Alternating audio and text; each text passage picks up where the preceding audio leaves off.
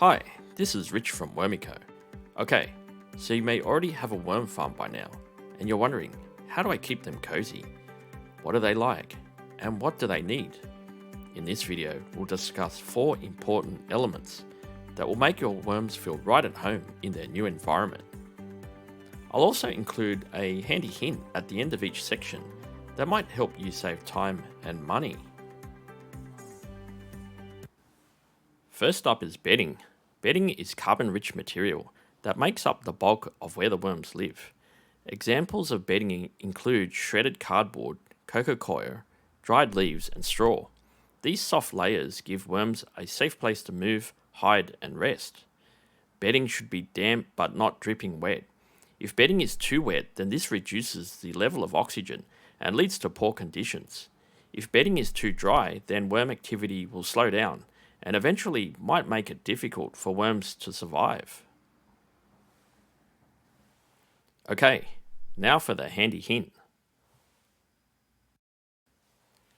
You can check bedding moisture by squeezing a handful of bedding. If only a few drops of water is released, then that's generally a good indicator the bedding has the right level of dampness. Worms don't have teeth. Instead, they have a gizzard, which is an organ inside their body that is used to grind up food scraps. They use grit inside their gizzard to mash up this food, where it can then be absorbed by the intestine. Examples of grit include finely crushed eggshells, dolomite powder, or even a small amount of clean dirt. Grit not only helps with digestion, it can also help balance your worm farm.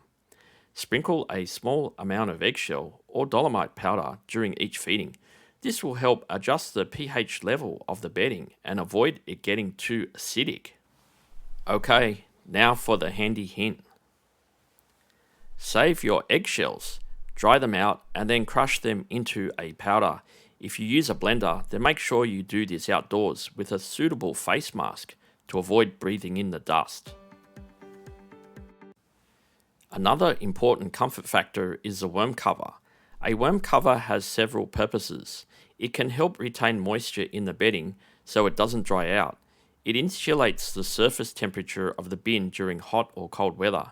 It keeps worms feeling safe so they can feed at the top surface. And it can also act as a deterrent to pests such as fruit flies and other insects.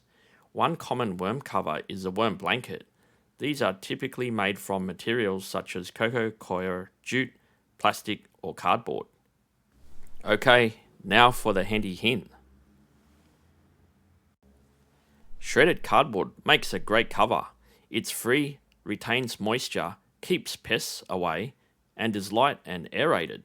Place a thin dry cover on the top surface of your worm bin for best results. Finally, let's talk lids. A good lid keeps unwanted insects out, keeps your worms in, and protects against the elements. A lid needs to have enough vent holes to allow oxygen to get into the system and for carbon dioxide to exit the system. There's also moisture inside the bedding, which will cause evaporation, and a lid can help recycle some of the moisture in the form of condensation. As condensation forms on the lid and walls, it will drip back down and recycle through the bedding.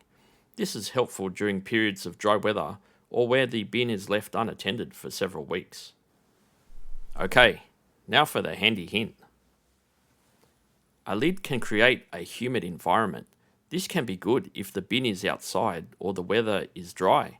If using indoors, then it's okay to remove the lid temporarily, but be sure to use dry shreds as a cover on top. So as you can see, just keep the bedding damp, add grit, a cover, and a lid. That's all you need to keep your worms feeling cozy. And remember, a cozy worm is a happy worm. By the way, I'm curious, what ways do you keep your worms cozy? Drop a comment below, and if you would like to see more videos in this series, then please like and subscribe. Thanks a lot for watching, and see you in the next video.